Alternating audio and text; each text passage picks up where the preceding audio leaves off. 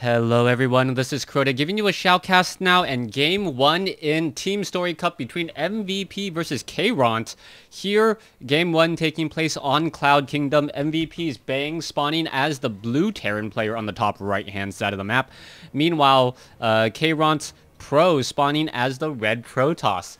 Now, Karon3's more well-known players, perhaps Lucifron, perhaps Vortex, you guys have heard of them. Bang, I believe, part of MVP. I think he's part of the academy, but then again, I'm not 100% sure. Don't quote me on that, as I may just not be all that up to date, as I cannot watch GSL into the wee hours of the night. I do have other things going on, and yep, they happen to be named Arya and soon to be Evelyn. So I guess I'm gonna let my YouTube listeners know what my new daughter's name is gonna be before I even let my mom know and the rest of my family. So if you guys are watching this, you guys are privileged that Arya will have a little sister soon. Anyways, let's get a look into the game. It is going to be MVP's Bang here on the top right. It is going to be a Protoss versus Terran, as we now see a barracks being built in a rather unusual location. Non-usual. Yes, I can speak. An unusual location here, not part of the front door. I am curious as to the reasoning or the thought process behind this, but then again, some people believe that, you know what, that mothership core harassment on the front door is very annoying, especially if you're just trying to sit inside your base. The barracks takes up a bit too much room, and the mothership core can start poking at all of these buildings here without getting within range. You got to kind of lower your supply depots in order to attack back, and that just causes a lot of problems as the stalkers are able to shoot from the low ground as well. Let's take a look. Bang does go for a gas early on, so it is not going to be a one racks expand. It is going to be perhaps a little bit of tech before we see that expansion. Meanwhile, we are getting into that Cybernetics Core Pro's build order a little bit.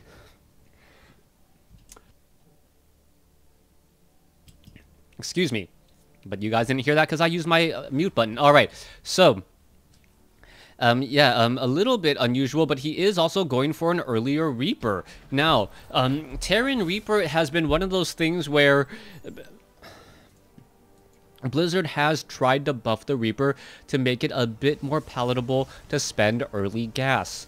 The problem is that it really is not that effective. At 50 gas and 50 minerals, it is as expensive as a Zealot, and besides the natural regeneration, which Zealots already have, unless you really micro with that Zealot very heavily, it is with that Reaper very heavily, it is hard to get a lot of kills off. Now, you got to remember that this Reaper is, in fact, 100 resources. Is it even going to get 100 resources in return? Probably not. And more importantly, I often see that a Reaper is used if you do not scout with an SCV. So I'm very curious as to why Bang opened up with this early Reaper trying to dart in and out, but it is forcing the Stalker to stay close to home, and perhaps that is the reasoning behind all of that here. All right, taking a look. Xel'Naga Tower has been controlled. This Reaper still trying to be as harassing and annoying, or annoying and harassing as much as possible. And so far, this Reaper is still just darting around, perhaps looking for an easy probe or two to pick off. So far, it hasn't found anything as of yet. Where is that Stalker? The Stalker is near the mineral line, and the Reaper is going to be taking quite a few shots as the Mothership Core is going to take it down. And yeah, that was a very expensive scout. I don't like the early Reaper. I really feel as though that 50 gas is simply too expensive. A lot of Terran players and a lot of professional players have been trying to build it in, and I really don't think that that particular opening was that, you know, was that successful, or altogether was that useful in terms of losing 100 resources there. So 150 resources already lost for Bang, as we're now looking to see what's going to be happening here. Widow Mine now going to be burrowing itself. Does not shoot down that Stalker. It does take about a split second for that Widow Mine to do a little bit of scouting, and that Widow Mine is still wandering its way across the map, sees that the Stalkers and the Mothership Core is retreating, and Widow Mine's one of those units that is extremely effective against Protoss, particularly. That shield, oh, the Widow Mine, is it going to burrow in time? No, probably not. The Widow Mine is, does in fact take 3 seconds to burrow, so with this, these Stalkers are dealing a lot of damage, and this has been a very good trade for Pro. Pro essentially taking shield damage. Oh, he has to be careful though. That Widow Mine would have targeted that Stalker there in just a moment. And I like that play by Bang. Burrowing that Widow Mine just outside of the sight range of that Stalker, so that the Stalker may be like, you know what, I'm going to try to pick off a free Marine or two, as we now see a medevac moving in that is also bringing in a couple of Marines alongside a Widow Mine.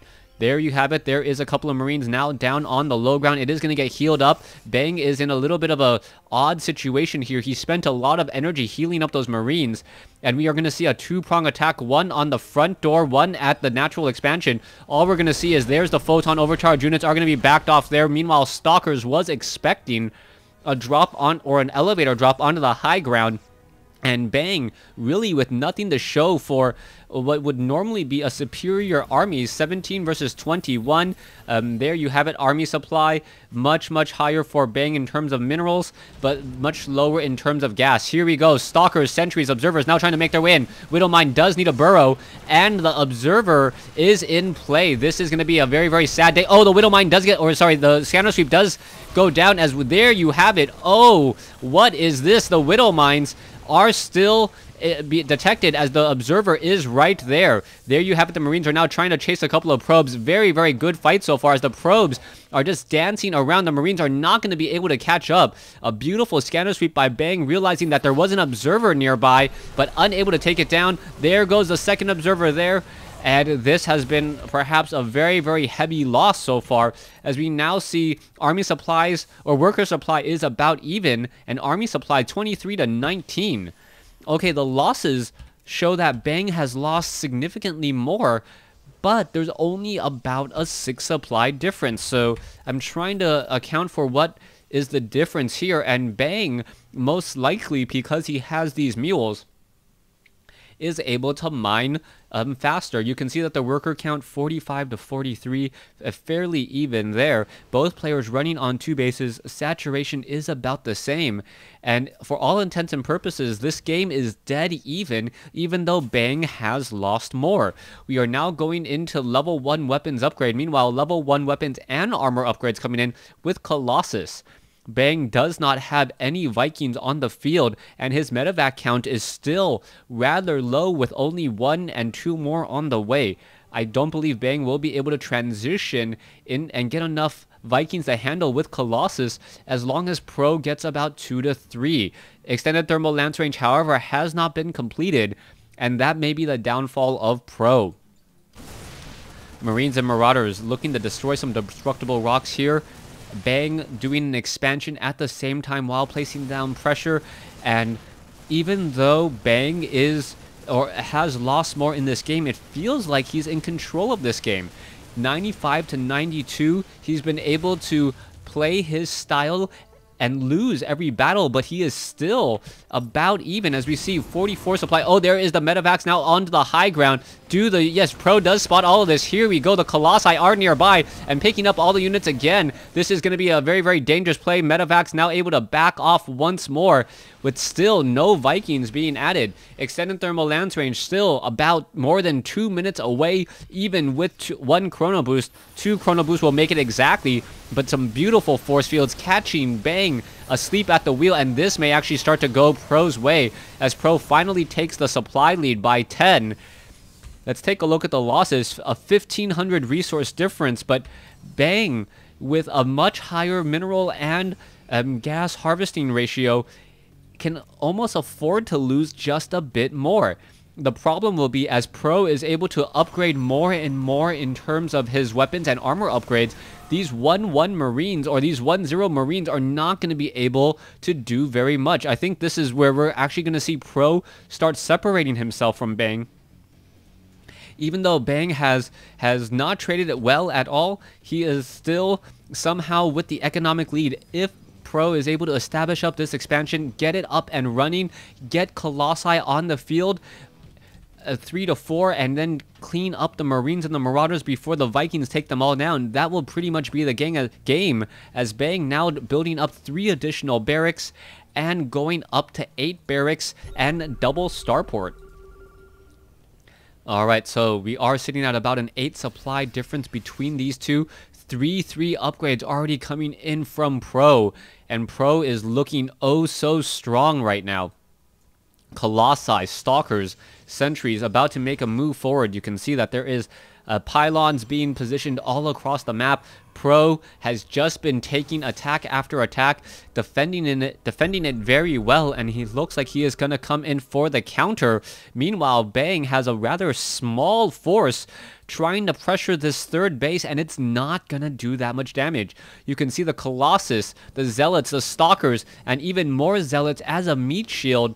I'm putting in a little bit of distance from those Marines and those Marauders is not going to be able to really get through those Marines and the Marauders. Even if they try to run past all of those Zealots a couple of force fields later, and you can just split apart the entire attack force. There are 3 sentries, perhaps with about 6 to 8 force fields between them, maybe even more, as the Marauders and the Marines are still venturing forth. Alright, it looks as though Bang does have his unit composition. It is sitting at 1-0 upgrade, soon to be 1-1, maybe even 2-1. Meanwhile, Pro sitting on almost 3 upgrades. He does have about 40 seconds to go. Perhaps if he does Chrono boost this all out, he may come in okay. But the Vikings taking down the Colossus. There goes one Colossus. A second Colossus may get taken down. There it goes. And the Marines and the Marauders are now just simply going to run in. This has been the perfect move here, as Bang now has really nothing to worry about. You can see more attacking coming in. The Marines and the Marauders are still poking apart more units there, and the losses are actually starting to swing back in Bang's favor. I cannot believe Pro lost control of his units for that long, where even though those Colossi had an additional +2 armor over the Vikings, they still got focused down. No Guardian Shield in order to add or reduce the amount of damage even further. Those Vikings would have dealt 4 damage less per attack. That may have been enough to save at least 1, if not 2 of those Colossi, as he would have been able to respond much more quickly. Losses still about even here. We can see the counterattack now coming in from Pro, and Pro now looking like he's on the other end of the spectrum with a very small attack force. Pro needs to make something happen. He does have the superior upgrades, 3-3 compared to 2-1, and now he's going to be making a beeline move for this third base. This third base looks like it would be falling in just a second. Zealots are getting in position. Here we go. Do we perhaps see some ghost? Oh, all the Marauders and the Marines accidentally attacking their own supply depot. Vikings now heading into the ground mode. And here you go. Oh, EMP Shockwave quickly dealing 50 damage to all the shields, as we now see a new round of Warpin coming in on these High Templars. Psystorm still a ways away. You can see more Zealots being added. Once again, Zealots and Sentries now doing a bit of a push in. Here we go. What's happening next? 198 versus 193. That supply depot has burnt to a crisp. And the Marauders and the Marines going to look to try to engage. There we go. There's the stim. A beautiful ball of units. All these Marauders and the Marines are simply going to chase. High Templar, where are they? Do they have Psystorm? Not yet. They do. Yes, they do. They should have Psystorm right about now. And here we go. Some beautiful storms landing. And wow, so much Psystorm coming across. But V Pro has already lost a lot of his units here. It is 150 versus 123. Both sides engaging, and all of the Archons will get taken down. Bang, with inferior upgrades, was able to clean up the army and catch Pro sleeping. Let's take a look at the losses. Bang still has lost about 1,300 more resources, more Colossi and robotics facilities being placed in. Proxy pylons gonna get destroyed. A new Nexus coming in from Pro, but this building will not be sticking around for very long, I believe. Marauders and Marines are simply just going to walk down this ramp and clean it up. There's one mothership core to its name. The Photon Overcharge needs to get added. Come on, where is it? There's the Photon Overcharge, a very nice, expensive photon cannon there, and a beautiful Time Warp catching a couple of ghosts out of position, and that was beautifully done. Getting those very, very gas expensive ghosts out of the way early on, as the Nexus currently sitting at 22/24. That mothership core really making a big play there, as the Time Warp, that Time Warp there was in fact able to catch those two ghosts. All right, the Marines and the Marauders need to wait for that time, or this Photon Overcharge to to dissipate. That's the word I'm looking for. And as soon as it does dissipate, he may try to come back in for another attack. 171 versus 178. We are still battling it out. This has gone back and forth a number of times. Vikings still being added here, as the Marauders and the Marines are going to be shooting probes on the low ground. Very easily done, as we now see in the engagement, Colossi coming in. Vikings going after the Colossus. The Colossus are not protected by the Guardian Shield, finally getting in now, and Pro going to be losing all of his Colossus. The Marauders and the Marines now chasing once more, as the Viking going after the Colossus here. All right, new Zealots now making their way in. Colossus is going to get taken down. There it goes, and bang, once more, now that he has more even footing in terms of upgrades, fighting his way back through, and this game looks like it will go to bang here, as Colossi arrives a little bit late to the party. More Zealots now warping in. Oh, the Pylon getting taken down, and Pro has to say GG.